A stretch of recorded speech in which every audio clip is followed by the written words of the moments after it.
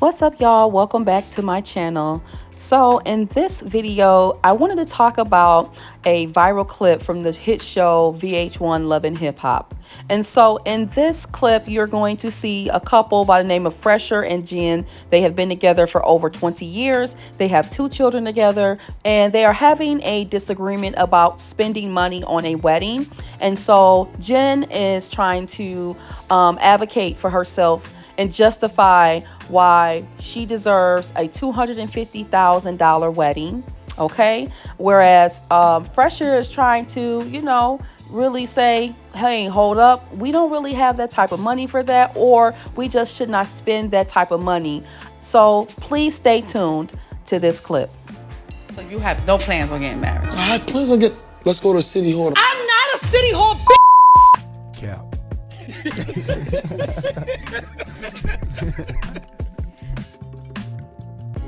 Stop saying City Hall, because shit about to get left. Like, I'm telling you right now. At the end of the day, I love you more than life itself. But you gotta be easy with all this. Love ain't enough. How long you plan on being broke? No, I don't like we're broke. Watch your mouth, You that's saying not it costs broke. too much. Y'all, first of all, let's talk about the disrespect.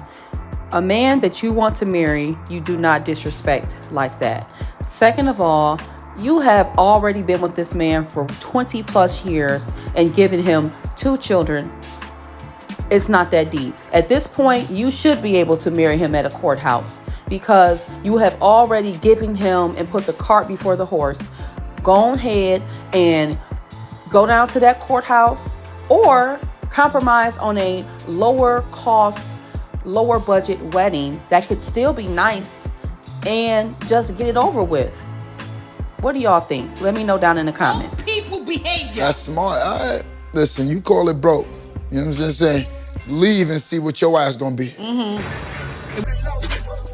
Because when we broke up for 2 years and he was doing his thing and collecting trash, I found myself. I realized that I can do it on my own. I'm tired. I've been there, done that. Good. Get your tired ass on. I'm tired. As you Yeah. always do. Do I'm what blowing do, you up baby. tomorrow. You know, I'll be back later when you get some sense. We gonna hang out with the single ladies, because after a year, if you don't get his together, that's what I'm gonna be. Single.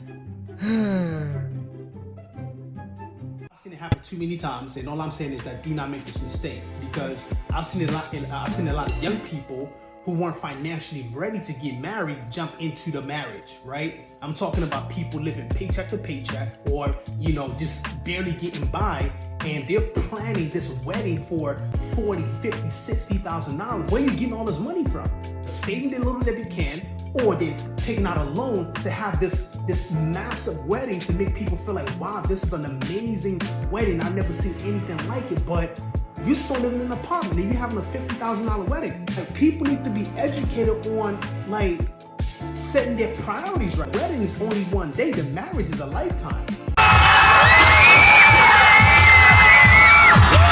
So if you want to get married, look, you better go to a courthouse, you and your husband, get your family together, go to a church, have the pastor, and just, your nucleus family, and execute the marriage and call it a day. Y'all, he has said nothing but a whole word. So a little bit about me. I got married when I was 24, and my husband and I decided that we wanted to get married. And so we went to the courthouse and said I do. My mother-in-law was with us, and we have been married for over a decade. We just celebrated our 12th year anniversary. So to me, the marriage setting or the wedding setting is not as important as the marriage, I should say. Do not allow pressure. Do not allow wanting to keep up with other people when you know your financial situation to keep you from marrying and partnering up with someone who can build with you. You guys have amazing qualities that you can bring to the table and work together to set a foundation for your legacy and create a family that way. Whatever it is that you choose to do. Is it okay to have a wedding? Absolutely. But do not place more priority on the wedding as opposed to putting an emphasis on building your marriage. And you do not want to start off a marriage with that type of debt and putting that type of financial responsibility, especially when you do not have the money, especially if you are young or no matter how old you are.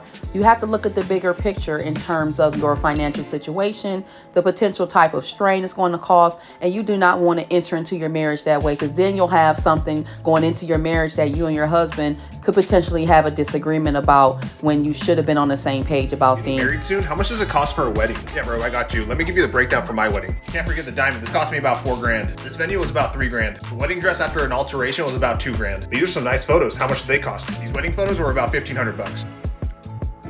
The food, cake, and decorations were another $3,000.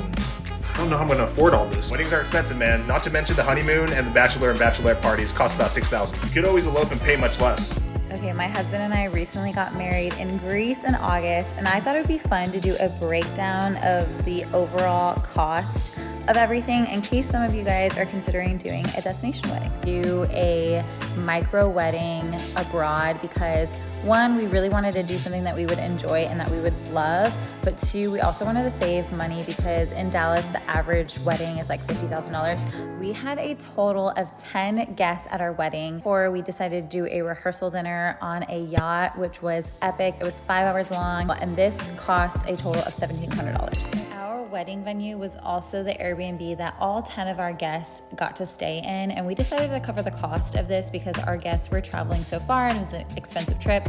So we covered the stay for all of our guests for 3 nights, and that included our wedding venue fee, and so the total at the Airbnb was $5,000. Okay, so for florals, we actually used the same arch that we used for our ceremony. They just added in some more stuff for the reception. So that saved us a little bit of money, but we still spent a lot on florals, totaling in $4,100. And then rentals, chairs, tables, plates, all of that stuff was $600. For catering, we spent a total of $1,300, which was a steal in my opinion because that included our entree, which was a table-side homemade pesto pasta. And then it also included a huge charcuterie board that laid across the table. And it also included our cake and then our 4 hors d'oeuvres during cocktail hour. And this was our cake. For alcohol, we spent $500 total. Rented this vintage car for 1 hour for photos for $300. We got the Harrington sign made for $500. Our wedding planner who made our vision come to life and was worth every single penny was about $4,000. Photographer was amazing, and that came out to about $6,500, which included all of her travel fees as well. Our videographer was technically free. We won him on an Instagram giveaway thing, but he was so amazing, we ended up giving him $1,500. So the total for just our wedding itself plus the rehearsal dinner came out to $26,000. One of the most common questions that we get as New York City wedding planners is how much money do you really need to have a wedding in New York? Today we're going to break down the amount of money you need to have a comfortable but not luxurious New York City wedding. For a restaurant buyout wedding, $50,000 to $60,000 is the overall very comfortable budget that you can have to have everything you could want but not go crazy. What? Bro, what are you talking about, man? If you don't have wealth and you're married and you know you guys have beat the numbers to the ground. Come on. You've beat the stats and the numbers to the ground. If you don't have the wealth and the resources to be married, but you're still married, you better have love. Back. Live in a world that sees love as unreal, as false. You hear people saying it in the chat room. They were saying it in the last show. Love is not going to pay the mortgage. No, love is not going to pay the homeowners association fee. They're not going to. None of that's going to get taken care of by love. And because we're raised in a transactional society, our relationships become, fucking ATM machines that we're trying to extrapolate resources out of. At least if it's going to be that, can we be real about that being what it is? I'm here to partner with you so I can build wealth, or so I can try to build wealth. As far as loving you, as far as caring about you, and I don't have the tools to do that. Is that we got a bunch of people that were raised on the Cosby Show and Fresh Prince of Bel-Air. And if I don't get that, then this ain't no marriage. I had enough of the ghetto when I was a kid. And so this is marriage. If it ain't gonna be me in a house with a double door fridge and all the sodas at the bottom, I don't just want the double door fridge without the sodas in the bottom that refill themselves. If that's not going to be there, then I don't want to be in this marriage. And I'm going to be frustrated and stomp my feet and make it hard. You think it's small. We need to be thinking big. You need to be thinking big. All right, so when we look at the statistics as far as the average cost of a wedding, that is about $307 per person. Okay, so $20,000 is about the average, but remember, it depends on how many people you want to invite. The venue alone could be about $14,000, an engagement ring about $5,300. So when we think about, even if you have money, right, is that a good use of your money? If you don't care about money, finances is not an issue, then so be it. But when we look at in the African American community, the median household income is $44,000. The amount of couples in the United States, 38% of African American households are headed by married couples. 32% of households are female-headed households. So in terms of being able to equate wealth, and when we think about wealth, the best determinant of wealth is you being married. So if we're both making 44K and we're bringing our 44K together, we're doing a whole lot better than me being a single individual. If I'm a single woman, do not even throw children in the mix, but just say if I'm a single woman, right? And then if I decide to have children or I have children before I'm married, that presents a whole nother issue, right? And we could go on and on about that. So ladies, the bottom line is this: do not spend all of your years with a man, having children with this man or men before you get married. These are conversations that you have with men early on, okay? So that way you can alleviate all of this madness of making all of these demands after the man has gotten the milk and the cow for free, okay? The wedding is one day. Your marriage should last your lifetime. So put more emphasis on making sure that you are laying a positive foundation for your marriage versus spending money that you do not have, or spending an excessive amount of money to please other people when the focus is on you and your husband. So I hope you enjoyed this video. Please leave a like, share, and if you like what I'm doing, subscribe. Peace.